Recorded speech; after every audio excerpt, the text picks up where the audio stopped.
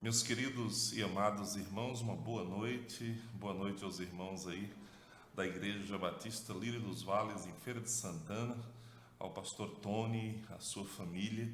Agradeço aos irmãos pelo convite, pela confiança de estarmos compartilhando com os irmãos nesse tempo, nesse momento, parabenizando-os também pela passagem do aniversário da igreja, os 20 anos de igreja.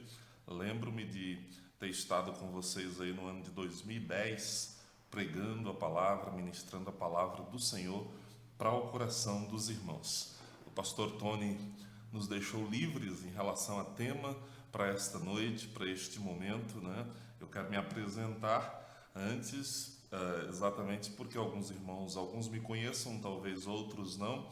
Eu sou o pastor João Pinheiro Júnior, pastor da Primeira Igreja Batista aqui em Luiz Eduardo Magalhães, no oeste da Bahia, bem distante de vocês, mas já fui pastor em Feira de Santana e tive o privilégio de ter o Tony como meu contemporâneo de seminário, alguém a quem admiro, a quem respeito e tenho um carinho muito, mas muito grande. É um prazer poder estar incluído nessa lista de pregadores que passaram esse final de semana com os irmãos, mesmo que de forma online, mas para nós é um privilégio poder estar com vocês, compartilhando da palavra, levando a palavra de Deus, anunciando o Evangelho de Jesus para os irmãos. E como eu disse, o pastor nos deixou livres para falarmos aquilo que o Espírito Santo colocasse no nosso coração. Então eu entendo que esse tempo eu tenho estudado muito sobre a questão do discipulado, sobre a questão do ser discípulo, sobre essa questão da nossa missão. E eu gostaria de compartilhar com vocês um texto da palavra que fala exatamente sobre isso, sobre essa necessidade que temos de entendermos o propósito de Deus para a nossa vida, de entendermos o que Deus deseja para as nossas vidas. Na realidade, eu quero usar um texto da palavra do Senhor que me é muito caro, todos eles o são, mas esse aqui é muito importante. Esses dias tem feito parte da minha vida, que é Lucas capítulo 9, de 57 a 62. Gostaria de ler esse texto, iremos orar e logo depois eu vou compartilhar com os irmãos algumas lições, algumas ideias com os irmãos daquilo que Deus tem nos falado e tem nos ensinado a partir desta palavra. O texto nos diz o seguinte: quando andavam pelo caminho, um homem lhe disse: Eu te seguirei por onde quer que fores. Jesus respondeu: As raposas têm suas tocas e as aves dos céus têm seus ninhos, mas o filho do homem não tem onde repousar a cabeça. A outro disse: Siga-me. Mas o homem respondeu: Senhor, deixa-me ir primeiro sepultar meu pai.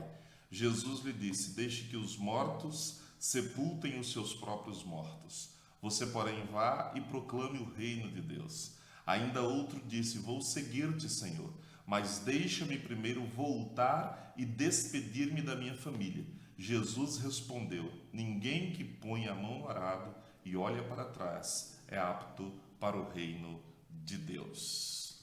Amado, querido irmão, nós queremos compartilhar com você esta palavra a fim de que você possa responder três perguntas que têm a ver com três palavras que são muito importantes na nossa vida. A primeira pergunta são aquelas três perguntas de nível filosófico e existencial que geralmente as pessoas fazem: quem sou eu? O que estou fazendo aqui e para onde vou? Essas três perguntas têm a ver com a nossa identidade, o nosso propósito e o nosso destino. Qual é a minha identidade? Qual é o meu propósito? E qual é o meu destino? Ou seja, quem sou eu? Por que existo? E para onde vou? E Jesus, nessa caminhada, nesse diálogo com os discípulos, Jesus aqui está caminhando em direção a Jerusalém, está perto dos dias da sua morte, do cumprimento da sua missão, e ele trava um diálogo com três pessoas que nós não sabemos os seus nomes, que nós não sabemos quem eram, o texto não nos informa, mas são três pessoas que mostram muito daquilo que nós somos enquanto cristãos, enquanto servos do Senhor. São pessoas anônimas, são pessoas que costumeiramente são aquelas a quem o Senhor usa. Deus usa os anônimos, Deus usa os improváveis. E na igreja do Senhor, ela é uma igreja de discípulos anônimos. E eu gostaria que nesta noite nós pudéssemos responder a esse chamado radical, respondendo a essas três questões: identidade, propósito e destino. O Senhor, ele dialoga com essas três pessoas e ele as convida para uma caminhada discipular. E hoje o Senhor continua chamando pessoas para essa caminhada discipular. Lucas 9:23 diz que se nós quisermos, se nós desejarmos, se esse for o intuito do nosso coração, se nós atendermos ao chamado, se nós crermos no Senhor, a palavra de Lucas 9:23 é: se alguém quiser vir após mim, negue-se a si mesmo, tome cada dia a sua cruz e siga-me. Esse é o propósito do Senhor, fazer de você um discípulo dele, mas fazer com que você também faça discípulos. E como nós podemos fazer discípulos? A primeira coisa que precisamos fazer é ser discípulo, é ser um seguidor de Jesus, um aluno de Jesus, alguém que aprende com Jesus. Nós vivemos em um período em que nós hoje temos dentro das nossas igrejas, e a última pesquisa do IBGE calculou um número de cerca de 4 milhões de desigrejados. São pessoas que não querem mais saber de igreja. São pessoas que dizem que vão seguir ao Senhor sem um compromisso com a igreja. E essas pessoas estão nessa situação por estarem decepcionadas com a igreja, decepcionadas com pastores, decepcionadas com irmãos, e resolveram viver o cristianismo dentro de casa. Nós também temos aqueles que nós chamamos hoje de cristãos nominais ou de crentes nominais, pessoas que são crentes apenas no nome e que geralmente aparecem na igreja nos finais de semana ou nos dias de festa, mas não são pessoas realmente comprometidas, radicalizadas com Cristo. Essa palavra radical vem de uma palavra no latim, radix, que significa raiz, ou seja, enraizados em Cristo, ligados com Cristo, comprometidos com Cristo. Sugiro a você a leitura do livro Discípulo Radical, de John Stott, onde ele vai trabalhar muito bem essa ideia do ser radicalmente comprometido com Jesus. Nós vivemos hoje uma época em que temos os desigrejados, os nominais, mas temos também aqueles que nós chamamos os crentes da geração neném. Né? Lá fora a geração neném nem trabalha e nem estuda. A geração neném dentro da igreja nem se compromete com Cristo e nem se compromete com o mundo. É aquela pessoa mais ou menos, né, que fica lá e cá. Nós precisamos ter um compromisso radical com o Senhor. E o que Jesus faz aqui com esses três homens, com essas três pessoas, é exatamente convidá-los para um compromisso radical. É desafiá-los a um compromisso radical. É mostrar para eles que não existe seguir a Jesus sem esse compromisso radical. Um chamado radical é o tema da nossa palavra hoje à noite. E esse chamado radical é um chamado para identificar-se. Aí está a questão da identidade. Aquele homem surge diante de Jesus e ele diz para Jesus: eu te seguirei por onde quer que fores. Parece muito com a letra da música do cantor cristão que diz: seguirei ao meu bom mestre, aonde me mandar irei. Será que você realmente está disposto? Será que aquele homem estava disposto a seguir ao Senhor aonde o Senhor fosse? Ele está muito entusiasmado, ele está muito motivado, ele está realmente, é ele quem se oferece para seguir. É ele quem diz que irá seguir a Jesus onde Jesus o enviar, onde Jesus o mandar. E Jesus, como que, joga um balde de água fria nas pretensões daquele homem, quando Jesus, na realidade, vai desafiá-lo, onde Jesus vai mais ou menos perguntar: você está pronto realmente para ser meu discípulo? Você está pronto para ser o meu seguidor? Você está pronto para viver a vida que eu vivo? E aí Jesus responde para ele: as raposas têm suas tocas, as aves dos céus têm os seus ninhos, mas o Filho do Homem não tem onde repousar a cabeça. O que é que te motiva? O que motivava aquele homem a seguir a Cristo? É isso que Jesus: você está me seguindo por mim mesmo? Está me seguindo por conta da salvação? Está disposto a renunciar? Jesus propõe para ele aqui uma vida simples, e muito simples, uma vida de desapego. Jesus diz para ele: eu não tenho nem onde dormir, nem sequer onde morar, você quer me seguir? Se fosse hoje em dia, com esse evangelho da prosperidade aí, onde as pessoas são convidadas a seguirem a Cristo para prosperarem, para crescerem na vida, para se desenvolver, o convite de Jesus nunca foi para isso. O convite de Jesus sempre foi para tratar do problema da alma dos seres humanos, para resolver o problema do pecado nos seres humanos, para dar um lugar nos céus para os seres humanos. As demais coisas, elas serão acrescentadas, mas de acordo com a vontade e o querer do Senhor. Jesus convida esse homem para uma vida de desapego. E Jesus está aqui tentando descobrir quais são as reais motivações do coração desse homem para segui-lo. Jesus deseja saber quais são as reais motivações, as suas reais motivações para segui-lo. Você quer segui-lo por poder? Você quer segui-lo para se realizar? Você quer segui-lo para ter sucesso na vida? Você quer segui-lo para resolver os seus problemas, sejam eles de quais ordens forem? Para que você quer seguir Jesus? O que te motiva a seguir a Cristo?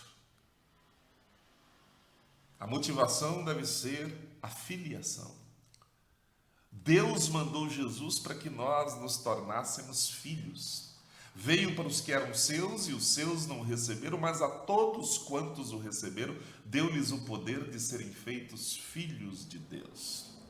O que o Senhor deseja é que você seja motivado a segui-lo tão somente para se tornar filho de Deus. E se tornando filho de Deus, você vai se tornar um imitador do seu irmão mais velho. A pessoa a quem nós deveremos imitar, com quem nós devemos nos identificar, é o Senhor Jesus. Jesus é esta pessoa que nós devemos imitar. E para imitar a Jesus, nós temos que entrar no processo de renúncia. É por isso que Lucas diz: se alguém quiser, o próprio Jesus falando, se alguém quiser vir após mim, negue-se a si mesmo.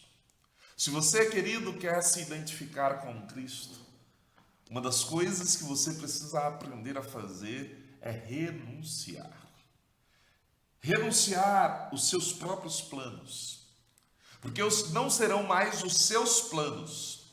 Porque a vida não vai girar em torno de você. Você vai deixar de ser uma pessoa egoísta e se tornará uma pessoa altruísta. O convite é para você viver uma vida pensando no outro. Pensando em servir o outro. Pensando em abençoar o outro. É você viver uma vida pensando em sair da sua zona de conforto. Porque quem segue a Jesus precisa estar disposto a renunciar o seu tempo, a renunciar os seus momentos para o reino. Porque a partir de agora você estará debaixo de um senhorio. Jesus será o Senhor da sua vida. Ele vai governar a sua vida. Dietrich Bonhoeffer nos diz que quando Deus chama um homem, ele ordena que vá e morra. Repito, quando Deus chama um homem, ele ordena que vá e morra. Morra para si mesmo, morra para os seus prazeres, morra para o seu ego, morra para o seu padrão. Não é mais do seu jeito, da sua forma, da sua maneira, é do jeito de Deus. É isso que Jesus está querendo dizer aqui, que quando você atende o chamado radical, você precisa identificar-se com ele. Eu tenho lido o Novo Testamento durante esse período de isolamento social, tem sido uma tarefa que eu tenho me imposto de ler, pelo menos a cada mês, ler todo o Novo Testamento, e eu tenho descoberto lições preciosas sobre a vida de Jesus, o quanto nós precisamos caminhar ainda, subir muitos degraus para sermos parecidos com Cristo, para termos o mesmo Espírito de Jesus, para termos o mesmo sentimento de Jesus, as mesmas atitudes de Jesus, o mesmo amor de Jesus, a mesma capacidade de obedecer de Jesus, como ele diz, que haja em vós o mesmo sentimento que houve em Cristo Jesus, como dizia Paulo, nessa capacidade de renúncia, de esvaziar-se, de não estar aqui simplesmente para que a minha vontade, o meu querer seja feito. Nós hoje vivemos com problemas muito sérios de identidade. As pessoas não têm se identificado como deveriam. E por isso muita gente tem sofrido porque não sabem quem elas são. Nós precisamos nos descobrir em Cristo e nos encontrar em Cristo. Conta-se que Alexandre o Grande tinha um soldado que era muito covarde. No exército de Alexandre o Grande tinha um soldado que quando o exército ia para o fronte de batalha, ele fugia, se escondia de trás de uma moita, ficava ali até a batalha passar. E os outros companheiros descobriram aquilo e chegaram para o general e falaram, e o general levou a Alexandre o Grande, aquele rapaz, disse, olha, esse rapaz aqui é soldado do nosso exército, só que quando a guerra vem, quando a batalha vem, ele foge, ele se esconde. E o rapaz foi apresentado a Alexandre. E Alexandre, a primeira coisa que fez foi perguntar qual o nome daquele rapaz. Porque o nome nos identifica, diz quem nós somos. E aquele rapaz disse, o meu nome é Alexandre. E Alexandre disse, não pode ser. Porque não pode existir uma pessoa com esse nome, Alexandre, e covarde. E olhou bem dentro dos olhos daquele rapaz e disse, ou você muda de nome, ou muda de atitude. Nós somos chamados de discípulos de Cristo, de cristãos. Temos nos identificado com o cristianismo? Temos nos identificado com Jesus? Temos nos identificado com o Evangelho de Cristo? As pessoas veem as boas novas em nós, a pessoa de Cristo em nós? Ou você muda de nome, ou mude de atitude para permanecer com o mesmo nome. O chamado é radical, é para se identificar com a pessoa de Jesus. Mas o chamado também é um chamado radical para que você tenha propósito. Para que você tenha propósito. E para ter propósito na vida, a gente precisa de uma coisa chamada, se você tem um propósito, aquele propósito torna-se a prioridade da sua vida. Se torna o que há de mais importante na sua vida. Aquilo passa a ser primazia. Aquilo passa a ter uma importância grandiosa na sua vida. Há uma frase dos americanos que eles dizem que a coisa principal é fazer da coisa principal a coisa principal.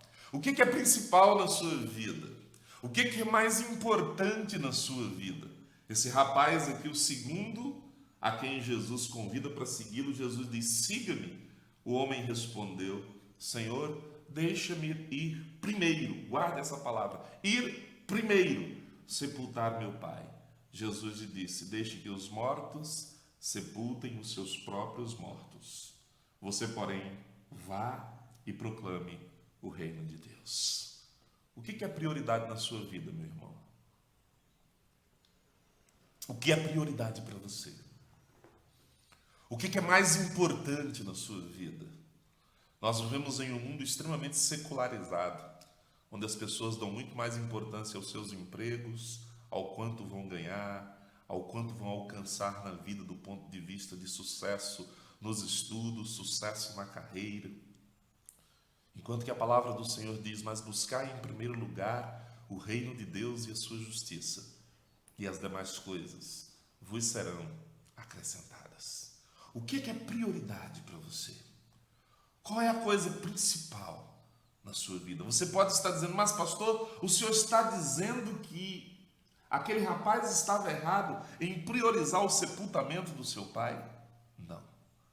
A cultura daquela época dizia que o filho mais velho tinha que cuidar do pai até a morte. Essa é uma responsabilidade do filho mais velho. O que esse rapaz está dizendo aqui, o pai dele, não há aqui registro de que o pai esteja doente, mas ele está dizendo assim, olha Senhor, antes de cuidar do meu pai, eu não vou fazer outra coisa. A prioridade dele era o pai. E se você quer ser discípulo de Jesus, nem a sua família pode ser prioridade. Repito, nem sequer as pessoas que você mais ama podem estar acima da submissão à vontade do Senhor. Jesus precisa ser prioridade na sua vida. O reino precisa ser prioridade na sua vida. A palavra do Senhor nos diz que os primeiros discípulos, eles deixaram tudo para seguir o Senhor.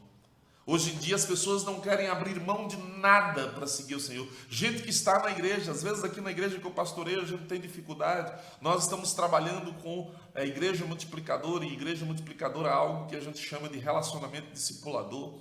E nós temos desafiado a nossa igreja a fazer relacionamentos discipuladores, ou seja, pessoas cuidando de pessoas, pessoas exortando pessoas, pessoas evangelizando pessoas, pessoas discipulando pessoas, pessoas formando pessoas. E aí para isso você precisa priorizar o reino, priorizar aquela pessoa. Você precisa dar tempo para aquela pessoa, você precisa abrir a sua agenda para aquela pessoa. Você precisa às vezes atender aquela pessoa fora do seu horário.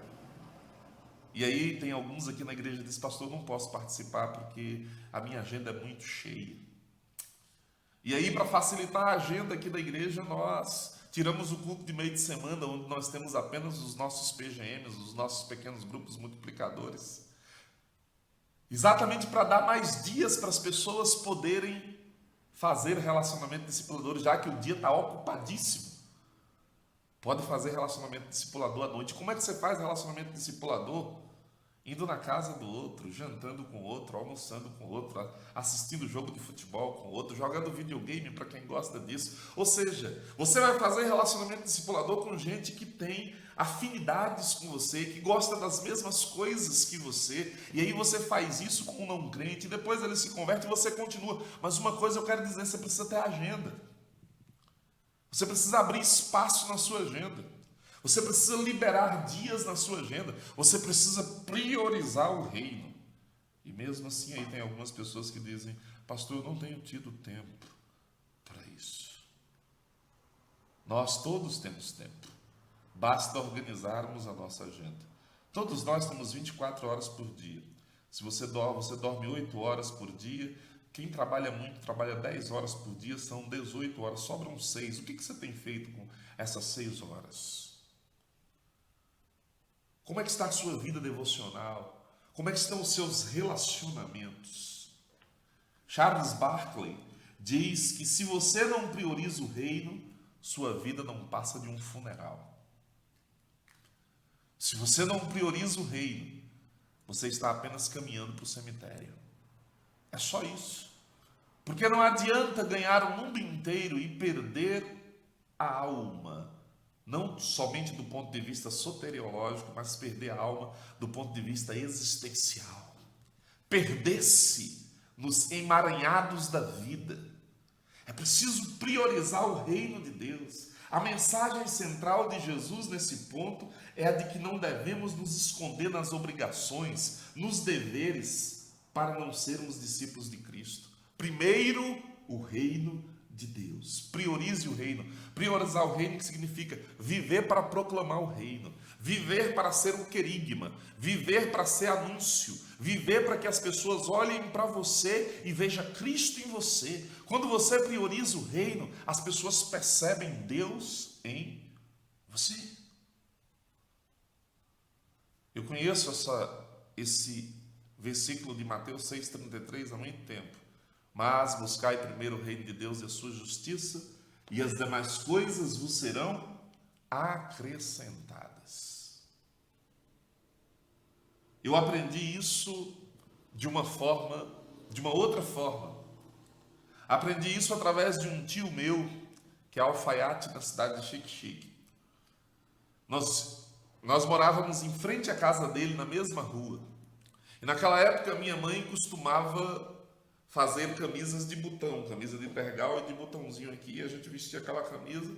E algumas vezes eu vestia a camisa e quando eu percebia estava passando um pedaço da camisa sobrando lá embaixo. Eu lembro que um certo dia a camisa passou, sobrou, e aí eu corri para a casa do meu tio, sabendo que ele era alfaiate, e disse: tio Pedro, corta essa camisa aqui, porque minha mãe fez ela errada e está faltando um pedaço. E esse tio, ele me disse: eu vou lhe ensinar uma lição, meu filho.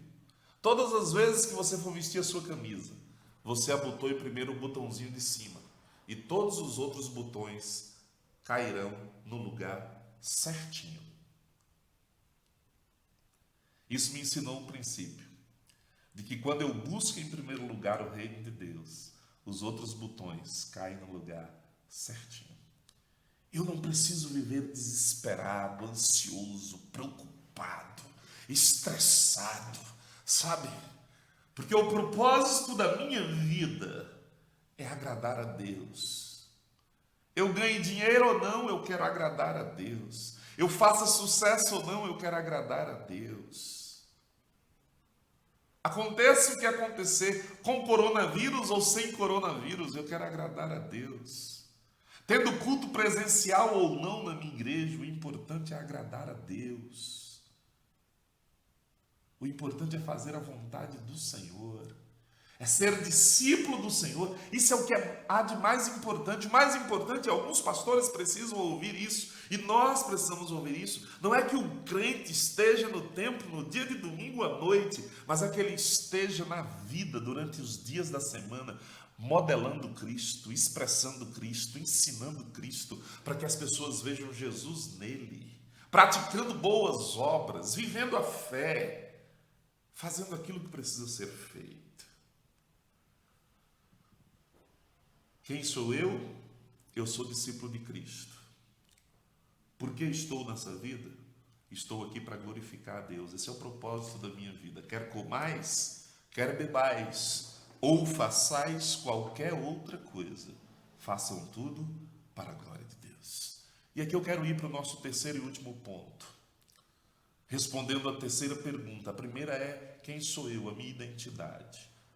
O que estou fazendo aqui? O meu propósito. E para onde vou? O meu alvo, o meu objetivo de vida. E para alcançar os meus alvos, sejam eles quais forem, sejam alvos terrenos, sejam alvos morais, sejam alvos financeiros, ou seja, o maior de todos os alvos, o alvo espiritual, eu preciso de uma coisa. E vou olhar aqui exatamente para simbolizar isso para você. Eu preciso de foco. Você precisa olhar para onde você vai. Manter os olhos no propósito. Manter os olhos no objetivo. Quem não tem identidade, quem não tem propósito, não alcança destino. Repito, quem não tem identidade e não tem propósito, não alcança destino, não alcança objetivos. Qual é o objetivo da sua vida? Qual é o alvo da sua vida? Qual é o seu objetivo maior? Onde você quer chegar?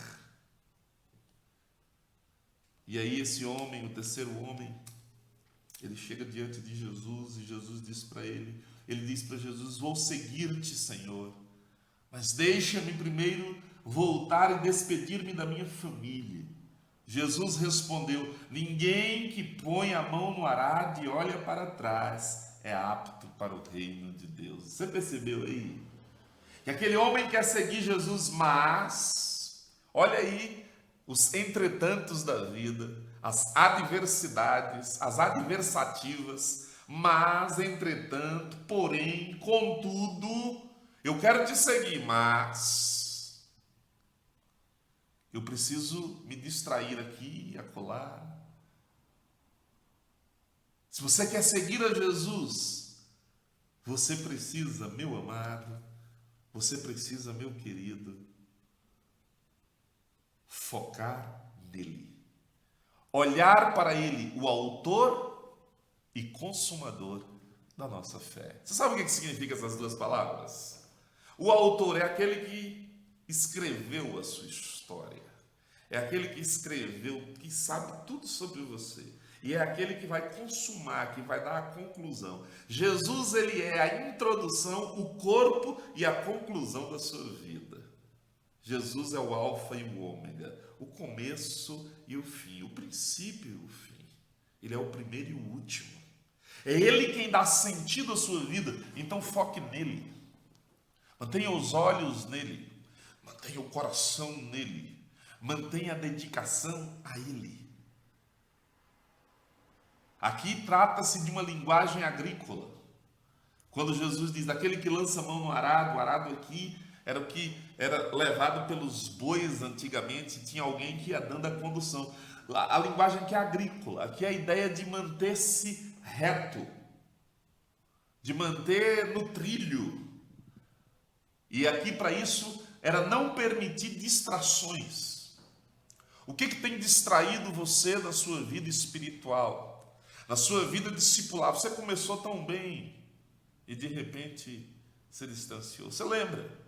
Todo final de ano você diz, esse ano eu leio a Bíblia toda, e aí nós já estamos no mês de maio e você ainda não leu nada da palavra. Começou bem as primeiras semanas, o primeiro mês, depois. Aquela vida de oração, aquela pessoa a quem você discipulava, a quem você evangelizava, e aí você começou a se distrair, porque esse nosso mundo é cheio de distrações, sabe? E as pessoas, nesse período em que elas estão sendo ordenadas a ficarem em casa, que é um tempo para se concentrar, para focar, e focar em coisas boas, as pessoas estão se distraindo, né? E elas mesmas vão procurando distrações. E aí a Netflix, e aí a internet, e aí outras coisas.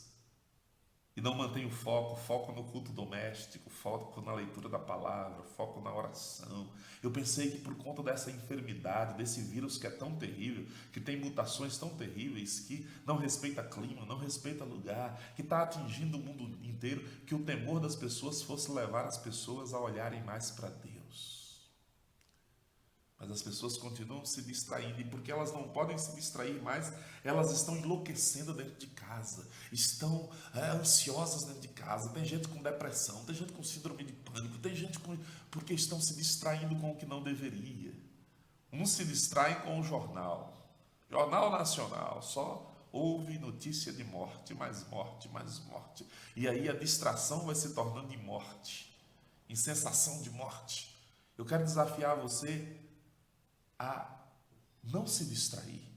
Coloque os olhos no Senhor, o autor e consumador da sua fé. Talvez o que esteja distraindo você seja o pecado. Algum erro que você está aprisionado e não consegue se libertar daquilo, e aquilo tem distanciado você do propósito principal, que é glorificar a Deus e servir pessoas e abençoar pessoas. Talvez as possibilidades, as procrastinações às vezes nos distraem. Você vai deixando para depois, deixando para amanhã. São os problemas, às vezes são paixões que nos distraem.